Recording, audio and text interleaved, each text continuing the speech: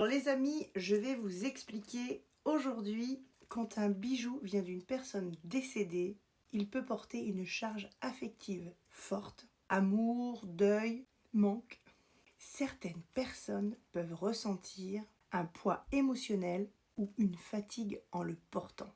Dans certains cas, on dit que l'objet pourrait être relié à l'âme ou au souvenir du défunt. Tout cela est lié à mes croyances spirituelles en tant que médium, psychopraticienne en parapsychologie, médiumnité et vie antérieure, transgénérationnelle et guérison de l'âme. Avec toutes ces capacités, j'ai pu analyser tout le long de mon parcours en tant que médium certaines choses que j'ai envie de vous livrer aujourd'hui à travers mes posts. N'hésitez pas à liker et à vous abonner si vous souhaitez en savoir plus sur les défunts, sur les fantômes, tout ce que je vous raconte sur mes posts, sur TikTok ou sur YouTube, Facebook, puisque je fais toutes les plateformes. Ce sont mes expériences à moi dans ma conscience et de ce que je vis en tant que médium. Aujourd'hui, je voulais vous parler des bijoux. Ça nous arrive qu'à la perte d'un proche, effectivement, on a la chance de récupérer, ou malchance dans les deux cas, de récupérer le bijou du défunt. Malheureusement, ce n'est pas toujours positif. Dans l'ésotérisme ou les traditions populaires, on parle parfois de bijoux chargés énergétiquement, liés à un attachement d'âme, imprégnés d'émotions fortes et porteurs d'une mémoire karmique familiale. Et certaines personnes parlent de malédiction.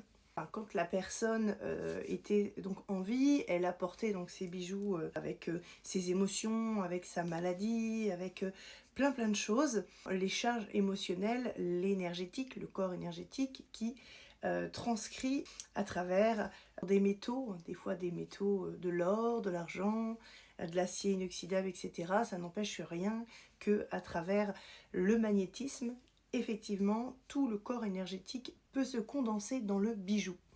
Et oui les amis, il faut faire attention quand un défunt vous lègue les bijoux. Il faut savoir que énergétiquement, tout ce qu'il a engendré dans sa vie, alors que ce soit positive, négative, ça peut être dans plusieurs cas de figure. Par exemple, vous dites, bah voilà, j'ai ma tante qui m'a légué son bijou, etc. Alors, pour certaines personnes, effectivement, il n'y aura pas de problème, mais pour d'autres, ça peut arriver que le fait de mettre le bijou va transcrire à travers le corps énergétique des énergies qui ne sont pas toujours positives. Et c'est vrai qu'on s'en rend pas toujours compte. On peut être sous fatigue émotionnelle ou ressentir une énergie voilà, qui peut nous happer, nous mettre dans un sentiment de mal-être, etc.